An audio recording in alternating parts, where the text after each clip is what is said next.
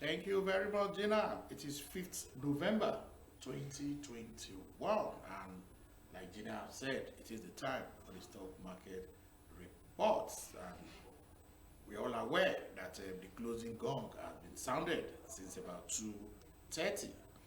Yes, the last trading day for the week, and it's quite a very cool afternoon. And of course, that also affected the market. It's interesting. Maybe weather conditions affecting market movement. Anyway, it's left for astrologers to begin to do that kind of research. When the closing gong sounded today, the ASI added 0.17% to close at 42,014.50 basis points. Total volume of shares that exchanged hands was 227 million units, valued at about 2.4 billion naira in over 3,437 deals.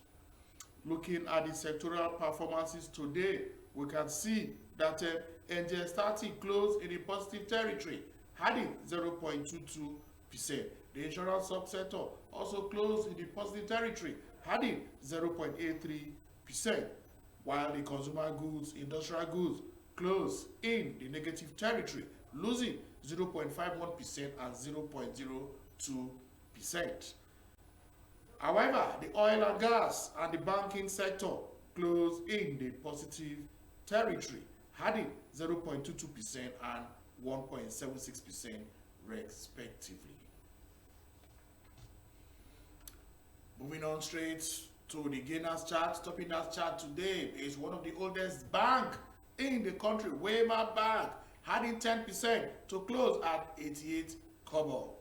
We also have Consolidated Hallmark Insurance PLC, adding 9.26% to close at 59 kobo. We also have another insurance company, Royal Alex, adding 8.33% to close at 52 kobo. Mutual Benefit also made the list, adding 8% to close at 27 kobo. Japan made that list, adding 7.89% to close at 41 kobo. Other price gainers today were ETI, Adova, First Bank Holding, and of course, Access Bank and UBA. Moving on to the decliners chart. Topping that chart today is the consumer goods, fast consumer goods producer, Unilever, losing 6.32% to close at 13 naira 35 kobo. We also have Universal Insurance losing 4.55% to close at 21 kobo.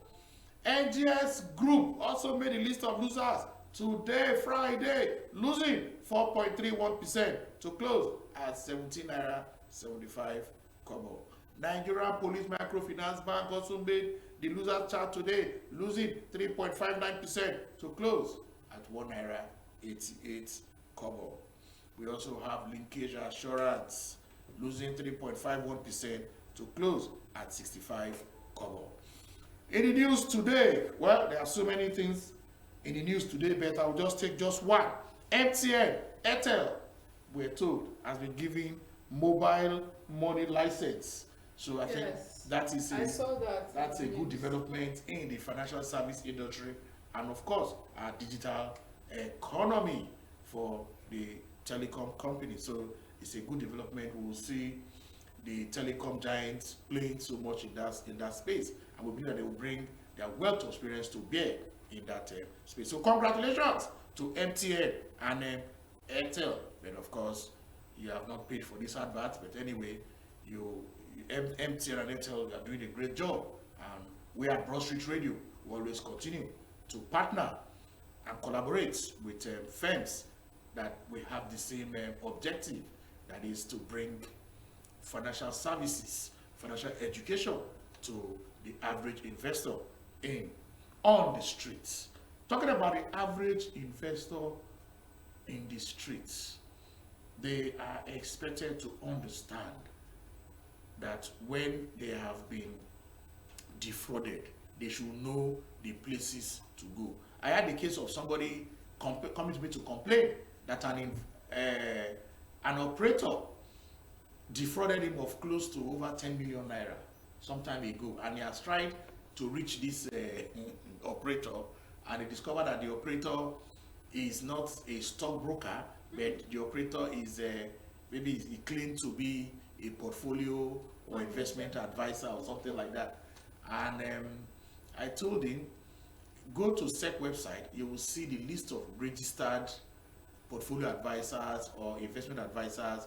You will see them, and if his name is not there, then I'm afraid you have dealt with somebody who is operating illegally.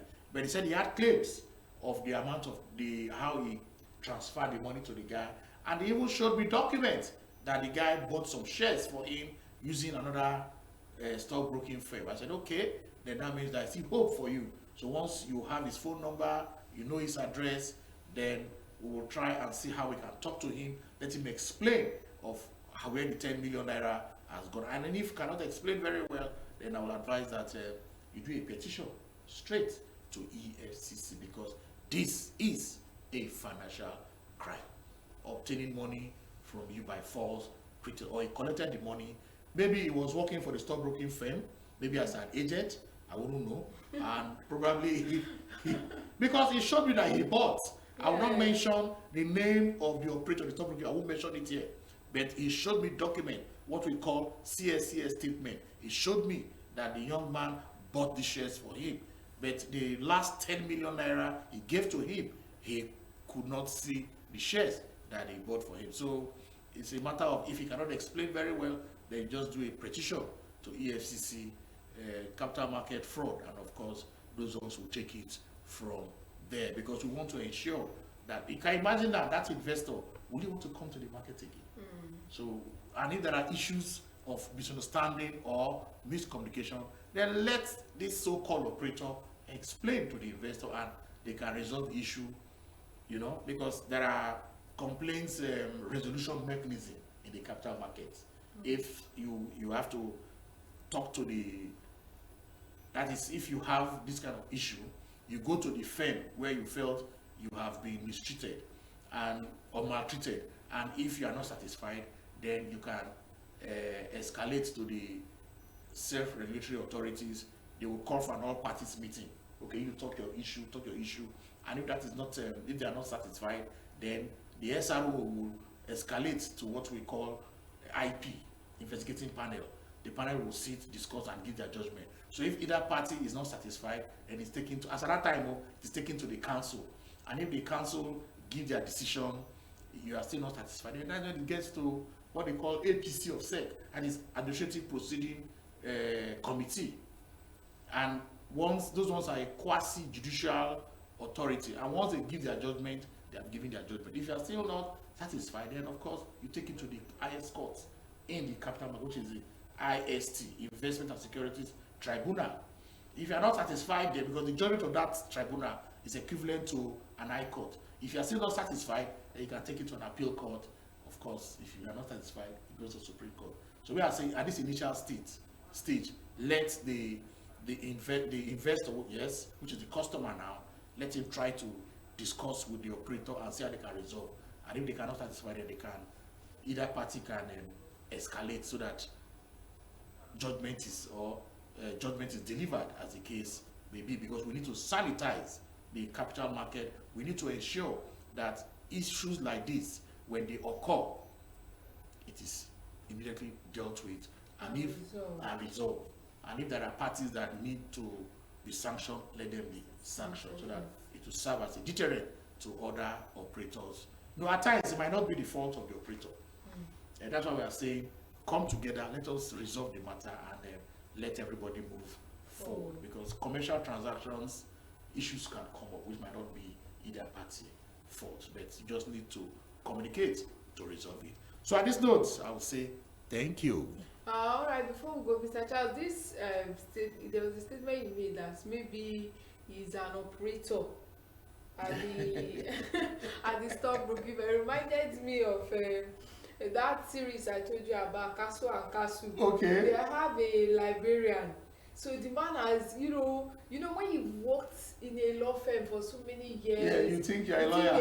Yes, and you're not. and fortunately he knows a lot. A lot, of course. Even Okay. the junior associates and even senior associates, when they have issues with their cases, they go to him and I ask him, see. "Oh, Mr. Monday, can you help me with so and so file?" He knows, He knows the names, everything. that I happened. see. So he got ahead of himself and decided to play attorney one day or lawyer one day. A man that someone else bashed one of his keke. Mr. Monday now deceived the man that he's a lawyer. So the day the man was going to come in with the other defendant. Okay, the defense counsel. Yes. So the day the other man was going to come in, Mr. Monday now told everybody in the office that the exterminators are coming to fumigate the office. So everybody left the office. so how the It lawyers, was only water. yes. And he attended to the.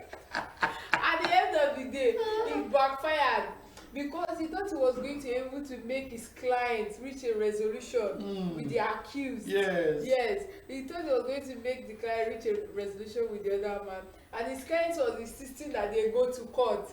Abeg, where Advocate Monday from see wig and this thing. You can just purchase from Yeah. him. So at the end of the day, one of the family lawyers, her own specialty is family law. Okay. Make her got wind of the situation and she decided to help him so he doesn't lose his job. Okay. And that Advocate wanted to disappear from the firm for like maybe a couple of days. Okay, so she But took still, over. she was not able to reach a resolution with that man. You need to watch it. We'll go for a short break and we'll come back for Investor Education series.